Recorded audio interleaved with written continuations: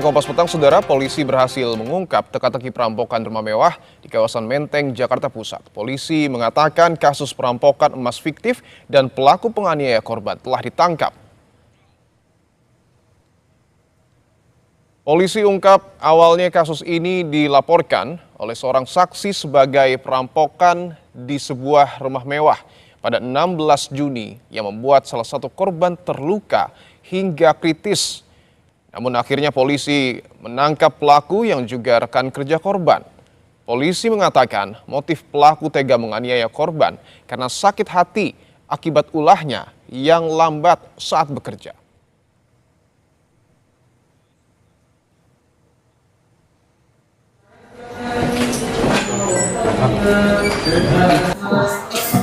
Kepada korban yang sudah dipendam sejak lama. Karena korban selama bekerja bersama dinilai bekerjanya lambat dan suka berkata yang membuat pelaku sakit hati.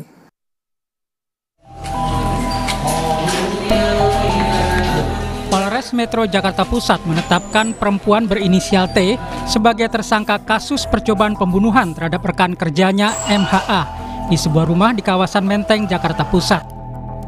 Polisi menyebut laporan awal yang menyatakan peristiwa itu sebagai perampokan dan hilangnya sekitar 500 gram emas sebagai upaya pelaku untuk menutupi kejadian sebenarnya. Bahwa keterangan awal dari saksi yang ada di TKP pertama itu atau saudari T itu kita duga palsu. Kita temukan ternyata bahwa tidak adanya dua orang yang masuk ke dalam rumah, melainkan pelaku dari penganiayaan yang dilakukan kepada saudara MHA itu ternyata dilakukan oleh saudari T sendiri.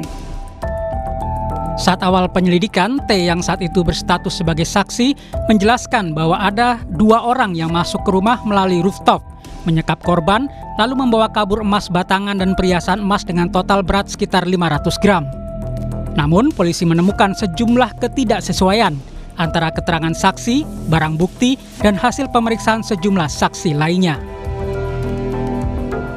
Polisi menyebut peristiwa ini terjadi pada Selasa 16 Juni 2026 siang. Mulanya korban dan pelaku berada di lantai 1 di rumah pelaku. Keduanya sedang istirahat dari luar kota. Pelaku kemudian menyiapkan power supply yang dirangkai dengan kabel dan kain basah, lalu meminta korban memegang kain tersebut. Akibatnya korban tersengat listrik dan sempat terjatuh. Korban tak kunjung sadarkan diri. Pelaku diduga memukul kepala dan punggung korban menggunakan benda tumpul. Setelah itu korban sempat berusaha kabur dengan naik ke lantai atas dan keluar lewat jendela kamar. Namun pelaku mengejarnya dan memerintahkan korban untuk berbaring di kasur. Pelaku kemudian menganiaya korban.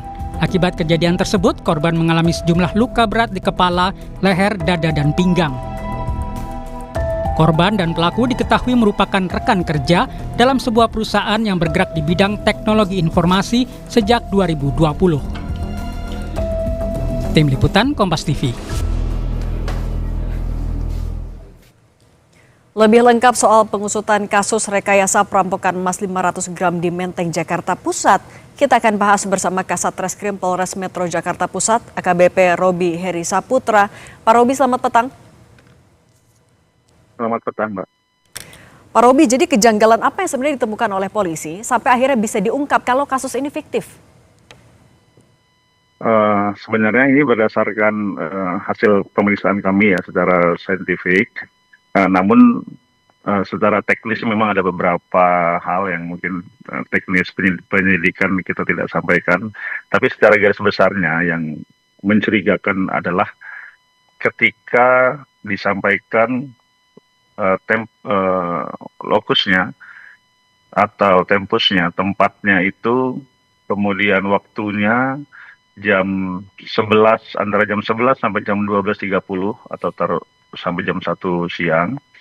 Terus kemudian laporan pertama kali yang kami terima itu jam 4, jam 4 sore. Artinya ada selisih waktu lebih dari 2 jam, di mana saksi yang saat itu tidak terluka, melihat rekannya terluka parah, tapi tidak berteriak minta tolong, kemudian tidak menelpon polisi, dan juga tidak menghubungi paramedik untuk menolong temannya yang terluka tersebut.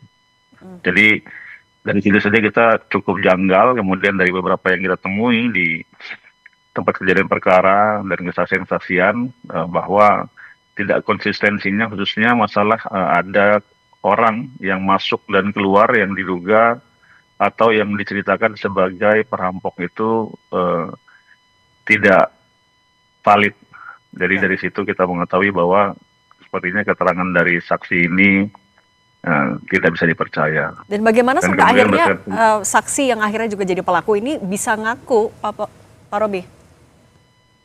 Ya, setelah kami tunjukkan beberapa keterangan-keterangan yang kami ambil dari saksi yang lain, juga barang bukti yang kami tunjukkan, ternyata yang bersangkutan sudah tidak bisa mengelak dan kemudian mengakui bahwa kejadiannya adalah perbuatan dari dirinya yang melakukan penganiayaan berat dan mencoba membunuh dari saudara MHA ini. Alat bukti apa saja yang akhirnya menguatkan dugaan polisi ini? Alat bukti yang kita temukan ya antara lain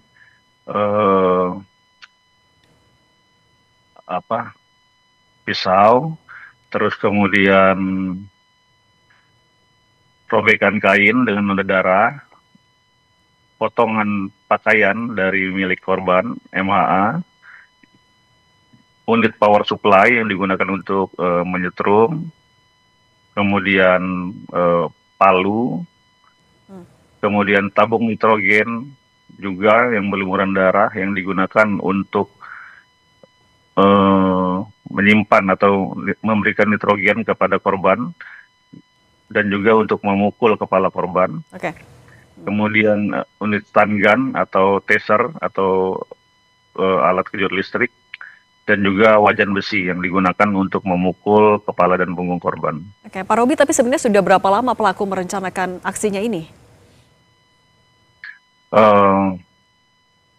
Untuk perencanaan aksinya masih kami telusuri, termasuk motif yang disampaikan oleh pelaku bahwa pelaku ini sakit hati karena selama bekerja bersama dia menilai korban ini lambat dan juga suka berkata yang menyakitkan hatinya. Namun tentu saja motif ini masih kita dalami, apakah motif ini benar adanya atau masih ada motif lain yang disembunyikan oleh pelaku. Dan pelaku ini melakukan tindak pidananya sendiri atau ada bantuan orang lain, Pak? Sampai dengan saat ini, fakta pemeriksaan dan temuan kami bahwa pelaku ini melakukan sendiri. Namun tentu saja ini juga belum berupa final. Kita lihat perkembangan pemeriksaan nanti, apakah nanti turut melibatkan orang lain atau tetap hanya dia sendiri. Dan pasal yang disangkakan kepada pelaku adalah pasal percobaan pembunuhan atau pembunuhan berencana? Betul. Jadi sesuai dengan KUHP, Undang-Undang Nomor 1 Tahun 2023, itu kita kenakan di pasal 459, itu pembunuhan berencana, untuk pasal 17, artinya percobaan. Karena perbuatan pelaku ini belum selesai, karena ternyata korban kan tidak meninggal, artinya belum selesai. Dengan ancaman hukuman maksimalnya 20 tahun pidana penjara, karena percobaan jadi 2/3 dari 20 tahun pidana penjara tersebut. Oke. Juga pasal 466 atau penganiayaan. Oke. Kalau kondisi korban saat ini bagaimana, Pak Robi?